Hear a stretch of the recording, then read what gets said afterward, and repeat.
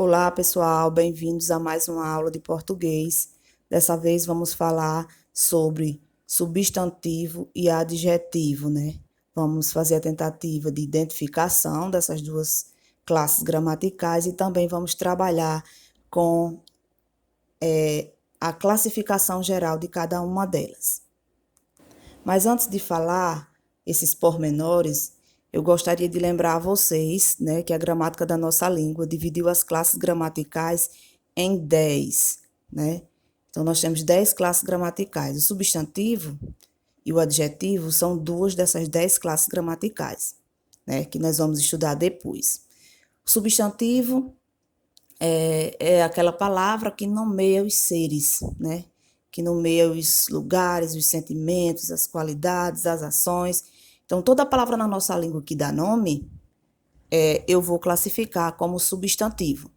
Aí eu posso usar como exemplo Maria, que é o nome de pessoa, Apodi, que é o nome do lugar, solidão, que é o nome do sentimento, chuva, que é um fenômeno que acontece, né? Então, essas palavras dão nomes e por isso elas são chamadas de substantivo. Os adjetivos, eles já não funcionam assim sozinhos. Eles só vão ser percebidos acompanhando o substantivo, dando característica, atribuindo qualidade. Por exemplo, menina bonita. Eu vou ter menina, que é o substantivo, o nome, e bonita, que vai ser a característica dessa menina. Estrada, estreita, né? Estrada, o nome, o substantivo, e estreita, a característica dessa estrada. Então, o adjetivo. Carro, veloz. Eu vou ter carro, que é o nome, e veloz, a característica desse carro, que vai ser o adjetivo. Outras classes como verbo, por exemplo, que indica ação, estado, fenômeno da natureza. E aí, como ação, entrar, sair, ficar, né? Como estado, ser, parecer, como fenômeno da natureza, trovejar, nevar. Claro que aqui o verbo está na sua forma primitiva, né? Mas ele se flexiona e ele se modifica. Outra classe gramatical é o advérbio. E aí o advérbio vai ser tipo adjetivo, ele não vai funcionar sozinho, ele sempre vai funcionar junto a outras palavras. Ele pode modificar o verbo, e modifica principalmente o verbo, mas ele também pode modificar o adjetivo, ou ele pode modificar também um outro advérbio. Mas ele não vai funcionar sozinho, uma classe de palavra que só funciona associada a outra. Exemplo, eu tenho o verbo choveu, que está conjugado aqui, muito, que vai ser o advérbio que está dando intensidade a esse verbo. Situação, né, que é situação bem tranquila. Aí eu vou ter tranquila, que é o adjetivo, e bem, que está dando intensidade a essa tranquilidade, essa característica tranquila. Certamente hoje cumprirei com o prometido. Certamente, advérbio, e hoje, outro advérbio que vai estar modificando esse certamente. Se eu tirar esse hoje, a frase fica com o tempo indeterminado. E se eu colocar esse hoje, a frase fica com o tempo determinado. Então, o advérbio aí está modificando o outro advérbio. Temos também o artigo, que o artigo é uma classe gramatical muito importante. Ele serve para acompanhar o substantivo, determinando ou indeterminando esse substantivo. E também nós vamos ver daqui a pouco que ele também serve como partícula substantivadora, né, de outras palavras. Então, essa classe de palavras a gente vai estudar no futuro. O numeral, que é todas aquelas palavras na nossa língua que dão nome aos números, né? Nós temos os ordinais, como o exemplo aqui, primeiro. Nós temos os multiplicativos, como triplo, né? Os fracionários, como terço, né? E aí, cada palavra na nossa língua que dá nome aos números é classificada como numeral. Nós temos os pronomes, que são aquelas palavras que são usadas para substituir ou para acompanhar o substantivo, né? Eu posso ter Maria, que é o substantivo, e para substituir Maria, eu posso usar o pronome ela, né? Para substituir. Eu posso usar também um pronome, por exemplo, demonstrativo para acompanhar esse substantivo Maria. Exemplo, esta Maria não é aquela da qual eu estou falando, né? Então, esta vai estar acompanhando o substantivo Maria. O pronome faz isso, ele tanto pode substituir como ele pode acompanhar. Eu tenho uma preposição, que vai ser aquela palavra de ligação que liga dois elementos da oração, tipo, duas palavras comuns dentro da oração, o substantivo a um adjetivo, substantivo e outro substantivo, né? Vai ligar duas palavras, dois termos dentro da oração para estabelecer uma relação de sentido. Eu tenho uma conjunção, e aí a conjunção ela já vai fazer uma ligação também, mas vai fazer uma ligação mais complexa, que vai ser mais utilizada entre duas orações, né? Que vai estabelecer entre essas orações uma relação de sentido bem maior. Eu coloquei aqui o mas, né? Que é uma conjunção de adversidade. O e, que é uma conjunção de adição. Portanto, que é uma conjunção de conclusão. Então, cada uma dessas conjunções, elas vão acrescentar aquelas duas frases que foram ligadas um sentido extra, né? A preposição, o de, o em, o para, o por, o sob e outras preposições também vai acrescentar uma relação de significado entre aquelas palavras, mas vai ser uma relação mais curta. E a conjunção vai ser uma relação maior, uma conexão maior entre esse grupo de palavras que foi ligado. E por último, nós temos a interjeição, que são aquelas palavras na nossa língua que exprimem emoções e sentimentos, né? Nossa, eita, oba. Então, exprimem a emoção que a pessoa está naquele momento. Essas palavras são chamadas na nossa língua de interjeição. Mas vamos ao que interessa para esse momento, que é substantivo e adjetivo. Então, os substantivos, eles dão nomes. Tudo que existe tem um nome. E essas palavras que dão nome às coisas, às emoções, os sentimentos, são classificadas como substantivo. E os adjetivos são as características, são as qualidades, os defeitos, palavras que são atribuídas e estão relacionadas a esses substantivos. Vamos analisar aqui algumas frases. Por exemplo, alunos e professores são envolvidos no processo de aprendizagem. Aluno e professor são substantivos. Qual é a característica que eu estou dando a ele nessa frase? Envolvidos. Processo é o nome que eu estou dando àquele ato, àquela situação, né? Então, eu classifico como substantivo. De aprendizagem é a característica que eu estou dando a esse processo. Não é um processo de iniciação, não é um processo de finalização, é um processo de aprendizagem. Então, eu estou especificando esse processo e aí esse pedaço aqui que está dando característica, que está especificando, eu vou chamar de locução adjetiva, vai funcionar como um adjetivo, depois eu vou explicar melhor o que é essa locução adjetiva. Essa outra frase aqui, anos difíceis nos fazem aprender grandes lições. Anos, né, dando nome a um determinado período de tempo, difíceis, dando característica a esses anos. Poderia ser anos felizes, anos maravilhosos, anos passados, poderia dar outras especificações, mas eu coloquei aqui difíceis, que está caracterizando, que está diferenciando esse substantivo. Então, eu tenho o substantivo anos, o adjetivo difíceis. Você veja que existe uma relação entre eles e que o adjetivo só pode ser classificado mediante sua ligação com o substantivo, ele não subsiste sozinho. Aí, grandes lições, né? A palavra que está dando nome aqui é lições. A palavra que está dando característica é grande. Poderia ser lições preciosas, lições interessantes, mas eu escolhi caracterizar essas lições com o adjetivo grande. Nessa outra frase aqui, poucos esforços rendem poucas ou nenhuma conquista. Então, eu tenho aqui como nome esforços, e para dar característica a esses esforços, foram muitos, foram raros, foram interessantes? Não, foram poucos. Eu usei essa palavra para dar característica. Então, essa palavra poucos é o adjetivo. Conquista, o nome da situação, o nome do ato.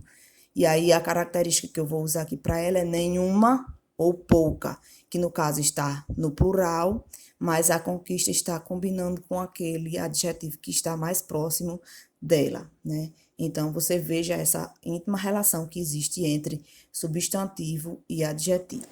Palavras que naturalmente não funcionam como substantivo podem funcionar num determinado contexto como substantivo. Esse processo é chamado de substantivação.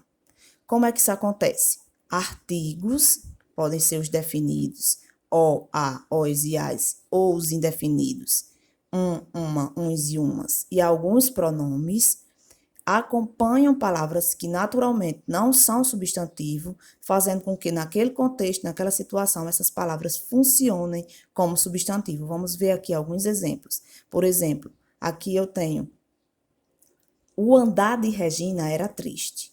Andar é um verbo.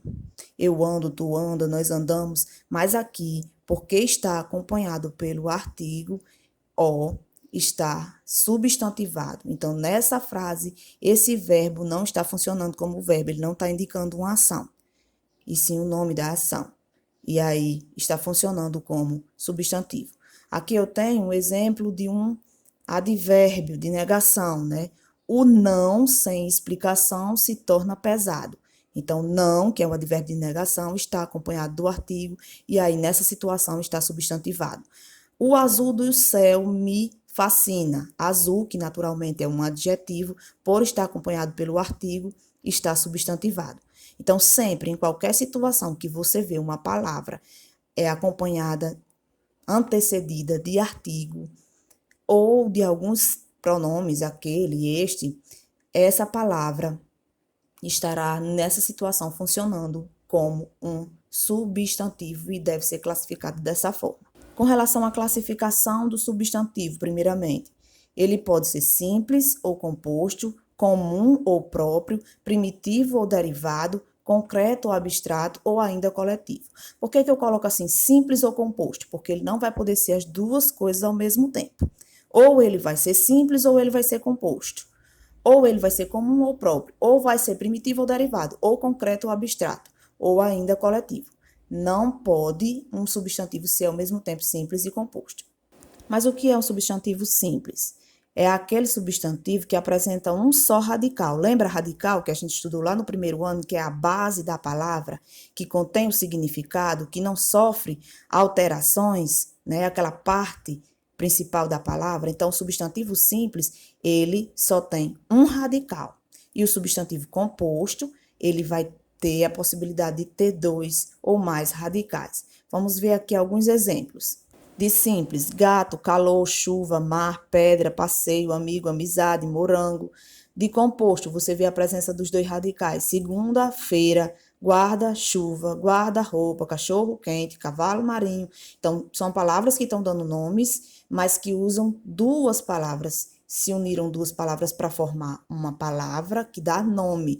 Então, esse substantivo é chamado de composto por quê? Porque ele tem dois radicais. Já o simples vai ter apenas um radical, né?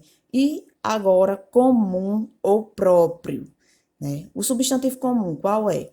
São aquelas palavras que dão nomes a seres da mesma espécie de forma genérica, né? De forma geral. E o substantivo próprio, ele já vai dar o nome, mas vai dar esse nome especificando, particularizando, né? Particularizando aqueles nomes, aqueles seres, aliás. Por exemplo, homem vai ser um substantivo comum. Qual vai ser o substantivo próprio referente a esse comum? Não é obrigado a fazer a referência. Eu fiz aqui para poder a gente entender melhor. Eduardo, Francisco, Raimundo, né? Vai ser o substantivo próprio.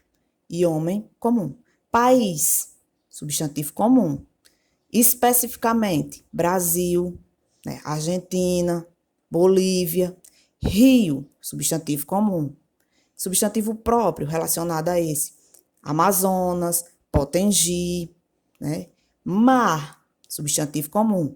Substantivo próprio referente a esse: mar Mediterrâneo, mar Morto e assim por diante. Então, não é obrigado a haver essa correspondência. Eu fiz aqui para a gente ter essa noção. Mas o substantivo comum, ele vai ser aquele substantivo geral.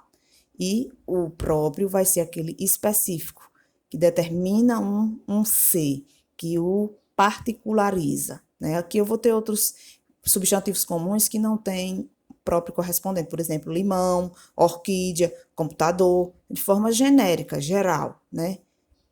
E a gente tem que entender que o próprio é aquele nome próprio de lugar, de instituição, de uma marca, né, que especifica, particulariza, né, aquele si.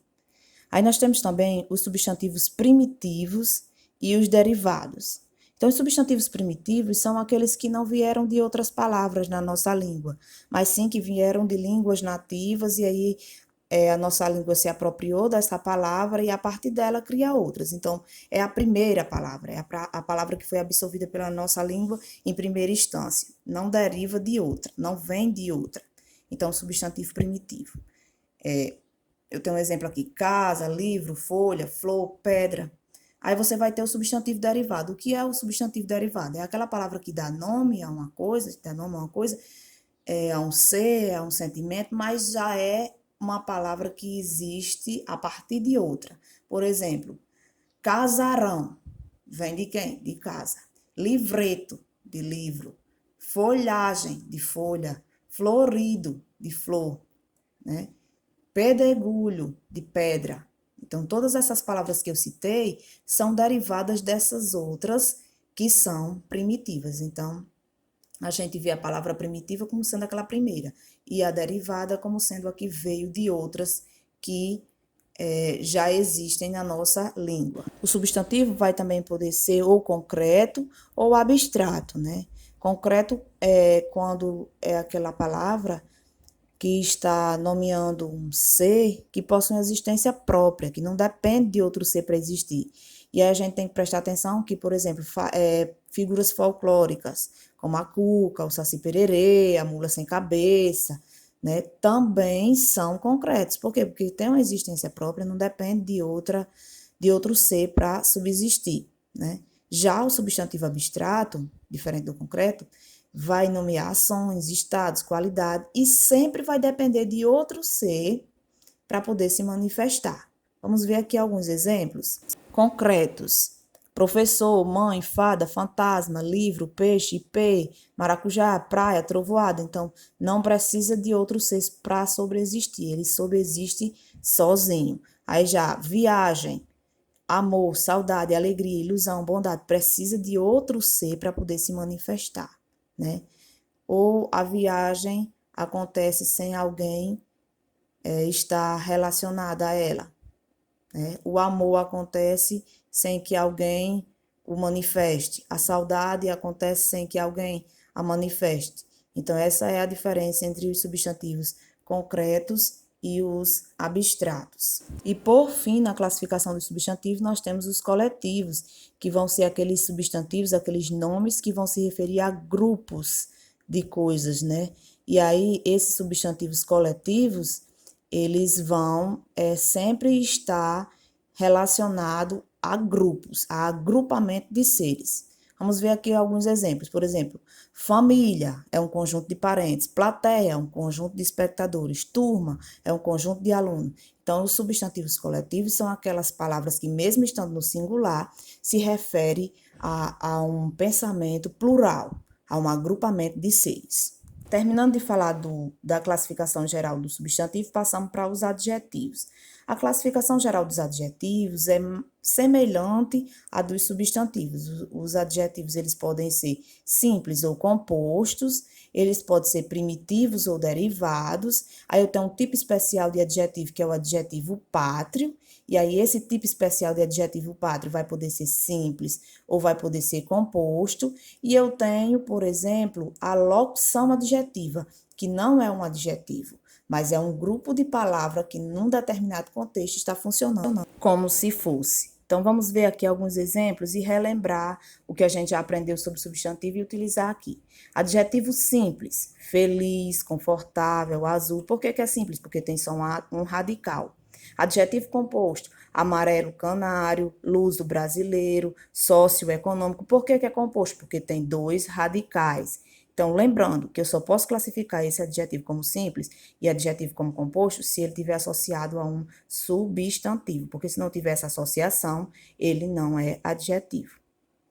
O adjetivo primitivo vai ter aquele mesmo sentido do substantivo primitivo. É aquele primeiro que surgiu, que vem de uma determinada língua em que a nossa se baseou, né? Aqui eu tenho como exemplo azul, fácil, feliz, simples, bela, bonita. Como derivado, eu vou ter aqui exemplo, azulado, que vem de azul, desconfortável, que vem de confortável, infeliz, que vem de feliz. Então, derivado vai ser aquele adjetivo que veio de outro, que já existia na língua. Nós vamos ter também um tipo especial de adjetivo chamado de adjetivo pátrio, que é aquele adjetivo que caracteriza o objeto, a coisa, a pessoa, de acordo com a sua naturalidade, de acordo com a sua nacionalidade, com o seu lugar de origem. E aí esse adjetivo pátrio, ele vai poder ser simples ou composto, primitivo ou derivado. Por exemplo, o que é um adjetivo pátrio primitivo? É aquele que não vem de outra palavra. Ele é original, ele é único, ele é específico. Ele não veio nem derivou a partir do nome do lugar, né? Ele foi criado à parte. Um exemplo aqui, carioca, capixaba, potiguar, polaco, que tem a ver com aquele que é da Polônia, luso, que tem a ver com aquele que é de Portugal. Então, eles são primitivos. Por quê? Porque são originais, não vêm de outra palavra. E, ao mesmo tempo, são simples, porque são formados de um único radical.